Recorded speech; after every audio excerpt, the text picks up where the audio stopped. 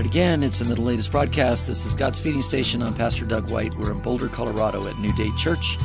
And we're in the book of Ruth, chapter 3, starting with verse 10. Henry Loke's in the studio next door. Henry, did you have a title for this one? A righteous man. A righteous man. Yeah. Okay. And I want to remind our readers who've been going through the book of Ruth for a while in the latest broadcast. And sometimes when you jump in on a story, if you haven't read or listened to the earlier ones, yeah, you're missing out, man. There's some beautiful stuff in this story. And so we're going to start with verse 10, where the Lord bless you, my daughter, is what Boaz is going to say to Ruth. She has just came and laid down next to him in the threshing floor. And so here we go, starting with verse 10. The Lord bless you, my daughter. He replied, this kindness is greater than that which you showed earlier. You have not run after the younger men, whether rich or poor. And now, my daughter, don't be afraid. I will do for you all you ask. All my fellow townsmen know that you are a woman of noble character. Although it's true that I am near of kin, there is a kinsman redeemer nearer than I. Stay here for the night, and in the morning, if he wants to redeem, good, let him redeem. But if he's not willing, as surely as the Lord lives, I will do it. Lie here until morning. So she lay at his feet until morning, but got up before anyone could be recognized. And he said, don't let it be known that a woman came to the threshing floor. Okay? He also said, bring me the shawl you are wearing and hold it out. When she did, he poured into it 6 measures of barley and put it on her. Then he went back to town. Okay, we'll stop there for a minute. As the last broadcast, Henry, I was telling you that you could read this story and see this other parts of the encounter based on a woman coming there and what would happen sometimes in the rituals. I believe that in verse 15 or 14, when he says, don't let it be known that a woman came to the threshing floor, he's trying to make sure nobody misreads what happened. He wants to keep her reputation honorable. Yep. Mm-hmm. Isn't that awesome? Yeah, he's a good dude, man. Yeah, he is. It's like even the appearance that something was wrong, we're not going to... Not going there. Not going there. Not going there. Yep. No, he's awesome. And the way he deals with this whole situation, even understanding where he falls in the pecking order from the family perspective, he knows that there is somebody closer in the line that needs to have that first opportunity to marry and take care of Ruth and Naomi. And he says, but if he doesn't do it, then I'll take care of it. Yeah, don't worry, you're covered. Mm-hmm. And she's asking, will you cover me with your shawl? Yeah, you're covered. Yeah, you're covered. Yep. That phrase at the beginning of 9, where we ended the last broadcast, spread the corner of your garment over me, is also a way of explaining when you ask the protective cover of Yahweh. It's a similar deal, and that's where they get the metaphor of marriage, Yahweh being married to his bride. Mm-hmm. That same phraseology is used in the ancient language. Yep. That's pretty interesting to me. Yeah, yep. Well, and again, it's because of his knowledge and understanding of the law that this is all happening. I mean, there's nothing here detail-wise that is missed. Nothing. Yeah. I mean, interesting enough, if you were to follow the detail by detail of the kinsman redeemer, how that works in the law, in one sense, he's a relative and he is a little distant. So he's not following like the exact, detail of the law, but what he does is he's following the spirit of the law so big time that he actually gets it.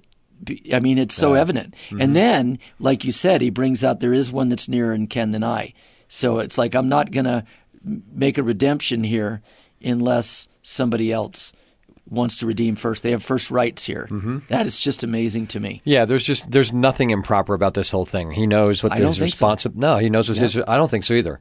I mean, he knows that the demands of the law are just and honorable, and he knows that Ruth's demands are just and honorable, and so he's going to do the right thing. He's going to do the right thing. Mm-hmm. What's really interesting is in verse 10, he calls her my daughter, just like Naomi called her my daughter back in 3.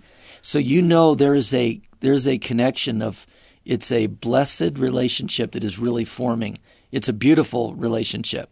It's not about, what people would think in the connotations. Right. It's not. No, it's not. This is a love story. Boaz, and Boaz, I think part of the initial attraction is because of what Ruth has done for Naomi. Correct. He understands and recognizes that. He blesses her for it. Yep. And I think that's part of the attraction. He's like, wow, this is like kind of 1 in a million here. Yes. Yes. So this kindness is greater than that which you showed earlier. The earlier kindness might have been what you did for her mom. Okay? Right. Yep. Her mother-in-law. Mm-hmm. And now he's saying, you have not run after the younger men, whether rich or poor. In other words, you're a young woman here. Probably a pretty woman, whatever.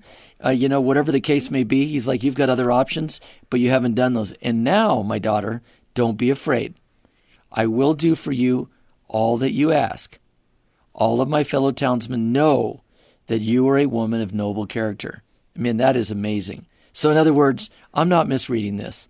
I know what you're asking. Right. You want to do what Yahweh would want, which is to carry on a line. Yep. Okay? Mm-hmm. Although it's true that I am near of kin, and then he goes into there may be somebody else. Mm-hmm. Yeah. So I don't know. I think it's pretty sweet. Stay the night here. It's okay. And we'll go from there. Yep. Yeah, I think that in any other circumstance, as you said, last broadcast, there were certain connotations that could have been misconstrued in this whole thing. Oh, yeah. And Boaz has been very careful to toe the line and to make sure everything is on the up and up, to make sure that nothing is misperceived, no misconceptions, no misunderstandings, nothing from an appearance perspective that could be considered inappropriate. He just is right down the line, man. Right down the line. Yeah, right down the line. And in one sense, she's actually risking or demanding by saying to Boaz, will you spread your garment over me? In other words, will you assume responsibility for taking care of me? And she's obviously speaking, I believe, about marriage. But what's remarkable, I'm going to say about Boaz, is he's not taking this, and there isn't any hint that he's going, oh, wow, this is a demand for sex or whatever this. No, he doesn't. There's no hint of it. No. And that's quite beautiful that he sees the responsibility of marriage. That's not easy either, by the way. No. That means we got to give you some barley. We got to make sure you're covered. You're probably going to want a kid. All these things. And he actually, in a sense to me, it sounds like he's making almost an oath to her. Yep. That's how I take it. Yeah. No, Well, I think there's no hesitation here because he understands what his responsibilities are. He does. So this isn't like he's got to think about this and mull it over or whatever. He's so used to operating in this manner, in such a godly manner. And we talked about this in relation to other things, yes. But it's that thing of he's put it into practice and it is so ingrained in his day-to-day life that it's just not even a thought. This is what has to happen. Let's go to modern day society for a minute, okay? Right. And I'm going to say that Boaz knew his moral responsibility, okay? His familial responsibility as a kinsman. Mm-hmm. If all of a sudden there's a knock at your door, at your house today, Henry, okay? And some creepy looking guy that looks like he hasn't had a haircut in 2 years, and he's a mess, and he comes to the door and he says, your dad had a brother, and you're like, okay. And he's like, you didn't know this, but they had a son out of wedlock. And my family's been killed. And I ended up in Boulder. And so I looked you up, and I'm supposed to move in with you guys. Okay? Okay. I know I see your face in the video. I mean, what's your first inclination? Not happening. Not happening. Absolutely. That is the first inclination. Yeah. Now, especially with our, with your background, yeah, with our past. Yeah. No, but I mean, I'm throwing it that way. But now, if it had been a young man that you find out is a distant relative, and he was part of a big inheritance, and people say, well, I could look at it, but in reality, this girl's bringing nothing. She's just a servant girl. She does what she brings is noble character, and that's what I think that he is like. That's just awesome. He's not even going to hesitate. Fulfilling his responsibility.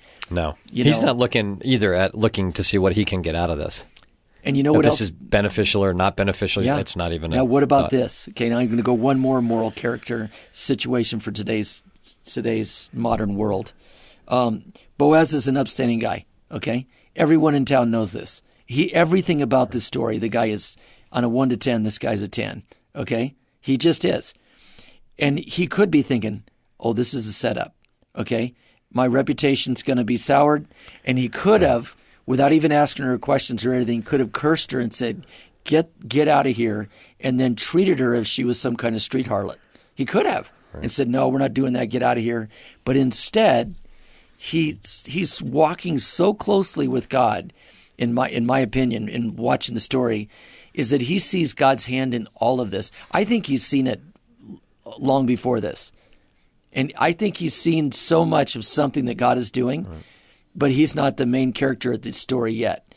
Does that make sense what I'm saying? Yeah, well, I think he knows his family. He knows Naomi and Elimelech, and I think obviously Naomi has good standing with him, because I think if she didn't, then maybe he would question it.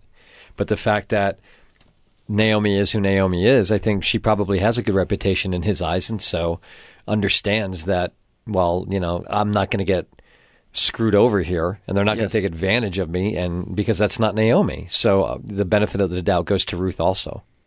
That's what I think. That's great. That's how humans work. Yeah. Yeah, this is pretty cool that he's letting her know that.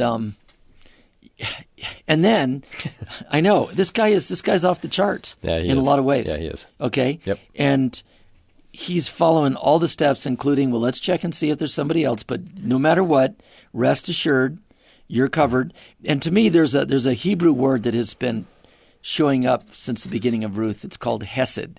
It means, it's a really deep meaning it's a blend, I would say, of blessing and kindness and compassion. Mm-hmm. This guy he's marinated in it. Yeah, he is. Well, but you don't get there. You don't get there by just turning it on when Naomi shows up and Ruth show up. Right. See, this is the thing of godly behavior and godly faith is something that has to be practiced and put into practice every day. It's training up in it. And if you don't do it, you don't get to this point. You were describing the scenario at my house. This guy shows up. If I see him out the window, I don't even answer the door, probably. I don't even go to the door. Yeah, no, good. That's a great point. But you look at today's world, that's where we're at. Yeah. Okay, now back then, what would happen to a young woman like that? I mean, she's in a bad spot. Well, it happens to, who's the guy that sleeps with his daughter-in-law? She dresses up as a temple prostitute. Oh yeah. Isn't that the story of Lot? Isn't that true? It has something. It's somewhere in there, and I can't remember who it is. But because the father doesn't keep his promise because this girl's married, son gets killed. Prostitute. Yeah. Right, son gets killed, and so he says to her, "Stay with me, and I will give you my younger son when he grows up." Well, the son grows up, and the dad doesn't hand him over and doesn't marry him off, and so she dresses up like a prostitute and ends up sleeping with the father-in-law. And then she gets proof. She's got the staff and a ring, a signet ring, I think, or whatever. And then when she's found out, because now she's with child, and this town wants to stone her, she hands over all these relics and said, "Well, whoever these are, this is who the father is." And when the guy sees this, he's like, and he's convicted. He says, "You know what? I didn't follow the law. I didn't do what I was supposed to do. I didn't do what I was promised." Yes. And so he ends up, he ends up redeeming that situation. But there's a flip side of this coin. Right. This is what happens when you don't take care of your family like you're supposed to. Well said.